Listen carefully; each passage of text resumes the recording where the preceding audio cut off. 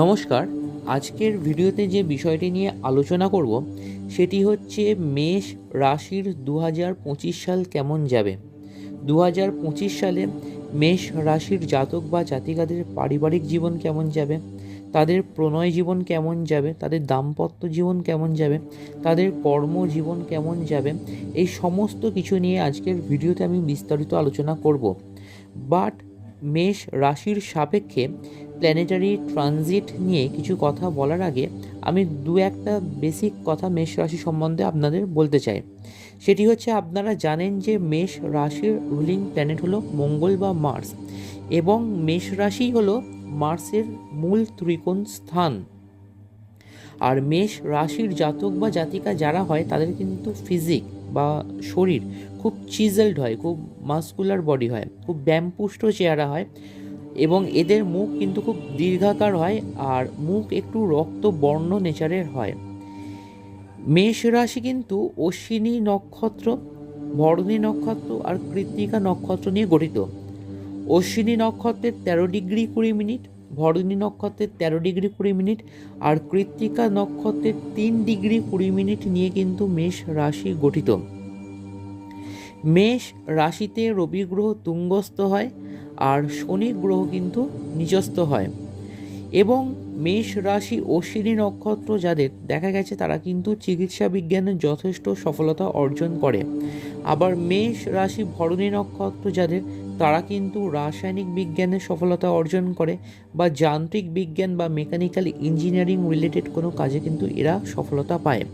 আবার মেষ রাশি কৃত্তিকা নক্ষত্র যাদের দেখা গেছে তাদের কিন্তু পরিচালনা করার ক্ষমতা অনেক থাকে, এবং তাদের মধ্যে একটা শাসন বা কর্তৃত্বের গুণ দেখা যায়। তো এখন যদি বর্তমান রাশিচক্রকে দেখতে হয়, দেখা যাচ্ছে যে মেষ রাশির সাপেক্ষে দ্বিতীয় ভাবে বৃহস্পতি বসে রয়েছে। এখন দ্বিতীয় ভাব থেকে বলা হয় একজন জাতক বা জাতিকার ব্যাংক ব্যালেন্স কেমন হবে, তার পাওয়ার অফ স্পিচ কেমন হবে, আত্মীয় স্বজনদের সাথে সম্পর্ক কেমন হবে, এই সমস্ত কিছু দ্বিতীয় ভাব থেকে জাজ করা হয়। দ্বিতীয় ভাব থেকে জাজ করা হয় পাওয়ার অফ ইন্টারঅ্যাকশন, কীভাবে আপনি লোকেদের সাথে কথোপকথন করছেন বা যোগাযোগ করছেন, এই সমস্ত কিছু কিন্তু দ্বিতীয় ভাব থেকে দেখা হয়। তো দ্বিতীয় ভাবে যেহেতু বৃহস্পতির একটা অবস্থান লক্ষ্য করা যাচ্ছে, তাই বলা যায় যে মেষ রাশির জাতক বা জাতিকাদের ফিন্যান্সের দিকটা কিন্তু যথেষ্ট উন্নতি লাভ করবে। এবং এই বছরে কিন্তু মেষ রাশির জাতক বা জাতিকাদের ব্যাংক ব্যালেন্স কিন্তু বাড়বে। এবং আর একটা জিনিস আপনারা লক্ষ্য করুন, এই বৃহস্পতির পঞ্চম দৃষ্টি কিন্তু ষষ্ঠভাবে পড়েছে রাশি বা লগ্নের সাপেক্ষে। এবং শুধু তাই নয়, আমরা জানি যে বৃহস্পতির দৃষ্টি তো নবমভাবেও পড়ে, কিন্তু রাশির সাপেক্ষে দশমভাবে পড়েছে। তাই যেহেতু ষষ্ঠভাবে দশমভাবে বৃহস্পতির দৃষ্টি পড়েছে, এবং আজকের ডেট অনুযায়ী রবি যেহেতু মকর রাশিতে ট্রানজিট করেছে, মানে রাশির সাপেক্ষে দশম ঘরে, আর দশম ঘরে জুপিটারেরও তো একটা দৃষ্টি রয়েছে আর ষষ্ঠভাবেও রয়েছে, তাই বলা যেতেই পারে যে এবছর কিন্তু মেষ রাশির জাতক বা জাতিকারা কিন্তু যথেষ্ট যশ এবং খ্যাতি অর্জন করবে। এবং যারা দীর্ঘদিন ধরে কর্মের চেষ্টা করছেন অথচ পাচ্ছেন না, তারা কিন্তু এই বছর কর্মের যোগাযোগ দেখতে পাবেন।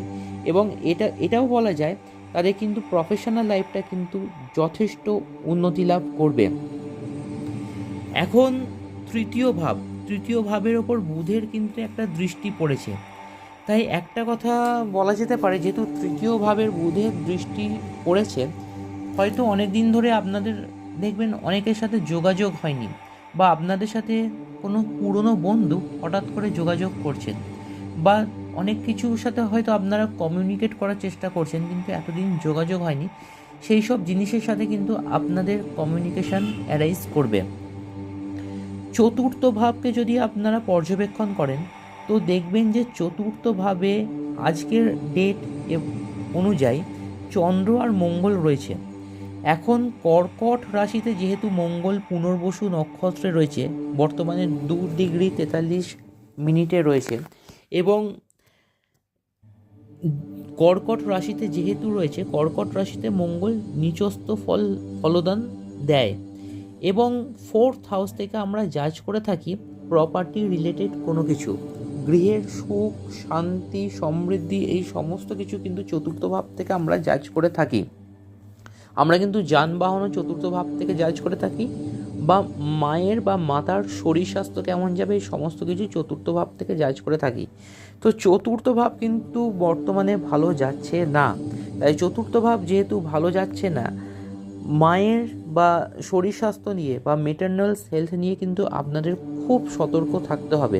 এবং যারা আপনারা বাইক চালান বা গাড়ি চালান তারা কিন্তু খুব সাবধানে গাড়ি বা বাইক চালাবেন। একটাই কারণ, যেহেতু চতুর্থভাবে বর্তমানে কিন্তু অ্যাফ্লিকশন রয়েছে। অ্যাফ্লিকশন মানে চতুর্থভাবে ডিস্টারবেন্স রয়েছে। পঞ্চম ভাবের ওপর শনির একটা দৃষ্টি রয়েছে এবং শুক্রেরও একটা দৃষ্টি রয়েছে। মেষ রাশির জাতক বা জাতিকারা কিন্তু কিছুদিন ধরে একটা জিনিস লক্ষ্য করবেন যে আপনাদের প্রণয়ের জায়গাটা কিন্তু খুব গণ্ডগোলের চলছিল। কিন্তু যেহেতু পঞ্চম ভাবের ওপরে বর্তমানে শুক্রেরও দৃষ্টি রয়েছে, আর স্যাটার্ন যে কিনা এখন কুম্ভ রাশিতে আছে, 29 মার্চ মীন রাশিতে শিফট করছে, তাই পঞ্চম ভাবটা কিন্তু অনেকটা ক্লিয়ার হয়ে যাচ্ছে।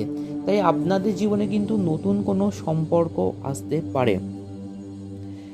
ষষ্ঠভাবে তো বৃহস্পতির দৃষ্টি রয়েছে, আমি একটু আগেই বললাম বৃহস্পতির দৃষ্টি নিয়ে, যেহেতু ষষ্ঠ ভাবের ওপর বৃহস্পতির দৃষ্টি রয়েছে তাই আপনাদের কর্মজীবনে কিন্তু সফলতা আসবে। সপ্তমভাবে এই মুহূর্তে কিন্তু কেউ নেই, অষ্টমভাবেও কেউ নেই। অষ্টমভাবে রুলিং প্ল্যানেট মঙ্গল নিচস্থ রয়েছে। শরীর স্বাস্থ্য বা লোয়ার অ্যাবডোমেন রিলেটেড কোনো প্রবলেম নিয়ে বা ইউটিআই, ইউরিনারি ট্র্যাক্ট ইনফেকশন নিয়ে কিন্তু আপনাদের সতর্ক থাকতে হবে। নবমভাবে কিন্তু বুধ রয়েছে। আপনারা যারা হায়ার স্টাডিজে নিজেদের এনরোল করাতে চাইছেন তারা কিন্তু এনরোল করাতে পারেন। আপনাদের হায়ার স্টাডিজ কিন্তু লক্ষ্য করা যাচ্ছে। এবং শুধু তাই নয়, নবমভাবে যেহেতু বুধ রয়েছে আপনাদের কিন্তু কোনো তীর্থস্থানে ভ্রমণ হওয়ার একটা সম্ভাবনা রয়েছে। দশমভাবে বর্তমানে রবি রয়েছে, জুপিটারের দৃষ্টি রয়েছে এবং মঙ্গলেরও দৃষ্টি রয়েছে। তো দশম ভাবটাকে যদি আমরা জাজ করি তো একটাই কথা বলবো, এবছর কিন্তু আপনারা কর্ম এক্সপেক্ট করতে পারেন এবং কর্মজীবনের সফলতা আসবে। যদিও মঙ্গলের নেগেটিভ দৃষ্টি রয়েছে কিন্তু দশমভাবে তো রবি ট্রানজিট করেছে, শনির ঘরে যদিও রবি ট্রানজিট করেছে কিন্তু জুপিটারেরও অ্যাসপেক্ট থাকছে। তাই অনেক বাধার মধ্য দিয়েও আপনাদের কিন্তু কর্মে উন্নতি হবে। কিন্তু হ্যাঁ, হঠাৎ করে কিন্তু সম্মানহানি হতে পারে কোনো না কোনোভাবে, কিন্তু সেটা কিন্তু টেম্পোরারি, সেটা কিন্তু পার্মানেন্ট নয়। তো সেটা নিয়ে বেশি বিচলিত হবেন না। একাদশ ভাবে শুক্র আর শনি বসে রয়েছে, আর শনির তৃতীয় দৃষ্টি কিন্তু লগ্নভাবে পড়েছে। তো যেহেতু শনির তৃতীয় দৃষ্টি লগ্নভাবে পড়েছে, আপনারা নি রিলেটেড কোনো প্রবলেম থেকে বা হঠাৎ করে অ্যাঙ্কেল রিলেটেড কোনো ইনজুরি বা ফ্র্যাকচার থেকে আপনারা সতর্ক থাকবেন, বা হঠাৎ করে শোল্ডার রিলেটেড কোনো স্প্রেন, এই সমস্ত কিছু থেকে কিন্তু আপনাদের সতর্ক থাকতে হবে। আর একাদশভাবে যেহেতু শুক্র আর শনি বর্তমানে রয়েছে, একাদশ ভাব থেকে আমরা বলে থাকি ফুলফিলমেন্ট অফ গেমস, ডিজায়ার্স বা উইশেস বা মনোবাঞ্ছা পূরণের স্থান। আপনাদের কিন্তু মনোবাঞ্ছা পূরণ হবে। আর দ্বাদশভাবে রাহু রয়েছে, দ্বাদশ ভাবকে ব্যয়স্থান বলি। তো দ্বাদশভাবে যেহেতু রাহু রয়েছে তো আপনাদের হঠাৎ করে কিন্তু সাডেন এক্সপেন্ডিচার হতে পারে, বাট আফটার 18 মে রাহু কিন্তু আপনাদের রাশি বা লগ্নের সাপেক্ষে 11th হাউসে চলে আসছে। তাই আপনাদের কিন্তু সাডেন ইনকাম হতে পারে এবং আর্নিংয়ের জায়গাটা কিন্তু অনেকটাই ডেভেলপ করবে। আর শনিরও তো কিন্তু রাশিচক্র চেঞ্জ করতে চলেছে। 29 মার্চ শনি আপনাদের রাশি সাপেক্ষে দ্বাদশভাবে চলে আসছে এবং দ্বাদশভাবে এসে দ্বিতীয় ভাবকে অ্যাসপেক্ট করছে। তাই হঠাৎ করে আপনাদের কিন্তু টনসিলাইটিস বা ফ্যারেঞ্জাইটিস রিলেটেড কিন্তু কোনো প্রবলেম অ্যারাইজ করতে পারে। আর জুপিটারেরও একটা শিফট হবে এবছরে। জুপিটারের যে শিফটটা লক্ষ্য করা যাচ্ছে সেটা হচ্ছে আপনারা মে মাস থেকে আপনারা অনেক কিছু চেঞ্জ ফিল করতে পারবেন, কারণ জুপিটার তো এখন বৃষ রাশিতে বসে রয়েছে। ও মিথুন রাশিতে ট্রানজিট করবে এবং মিথুন রাশিতে 19 অক্টোবর 2025 অবধি থাকবে এবং আপনাদের হায়ার স্টাডিজের জায়গাটা কিন্তু যথেষ্ট উন্নতি প্রদান করবে এবং আপনারা কিন্তু হায়ার স্টাডিজে যথেষ্ট সফলতা পাবেন এবং 19 অক্টোবর অবধি তো মিথুন রাশিতে থাকছে।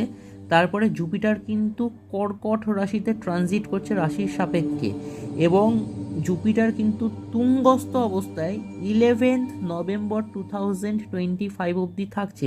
তাই লগ্নের সাপেক্ষে বা রাশির সাপেক্ষে যেহেতু চতুর্থভাবে ট্রানজিট করছে, আপনাদের কিন্তু রিনোভেশন অফ প্রপার্টি বা হঠাৎ করে দেখবেন আপনাদের কিন্তু নতুন গৃহ লাভ হওয়ার একটা সম্ভাবনা লক্ষ্য করা যাচ্ছে এবং আপনাদের এরকমও হবে যে দেখবেন এবছর নভেম্বর মাস অনওয়ার্ডস আপনাদের কিন্তু নতুন যানবাহন বা নতুন কোনো কার বা গাড়ি কিন্তু হতে পারে। তো যাই হোক, আমি বেসিক কিছু ট্রেডস নিয়ে তো বললাম, এখন একটু রেমেডিয়াল পোর্শনটা নিয়ে আলোচনা করে দিই। রেমেডি বলতে আপনারা একটা একমুখী রুদ্রাক্ষ ধারণ করতে পারেন অথবা ম্যাডাগাস্কার বা বার্মিস চুনি অনামিকাতে বা রিং ফিঙ্গারে 5 রতি মতো ধারণ করতে পারেন। আর রোজ নরসিংহদেবের মন্ত্র 36 বার করে জপ করুন। মন্ত্রটি হলো ওম উগ্রম বীরম মহাবিষ্ণুম জ্বলন্তম সর্বতোমুখম নরসিংহম ভীষণম ভদ্রম মৃত্যুং মৃত্যুম নমাম্যহম। এই মন্ত্রটি আপনারা রোজ করুন, দেখবেন প্ল্যানেটারি যে নেগেটিভ অ্যাফ্লিকশন আপনাদের রাশির সাপেক্ষে আছে সেটা অনেকটাই মিনিমাইজ হয়ে গেছে। দেখা হচ্ছে আপনাদের সাথে পরের এপিসোডে আমি বৃষ রাশি নিয়ে আলোচনা করব। দেখতে থাকুন আমার চ্যানেল মহাবিষ্ণু। আর যারা এখনও চ্যানেলটি সাবস্ক্রাইব করেননি অবশ্যই করে চ্যানেলটি সাবস্ক্রাইব করুন আর বেল আইকনটি প্রেস করুন যাতে করে আপনারা নিয়মিত নোটিফিকেশান পেতে থাকেন। ধন্যবাদ।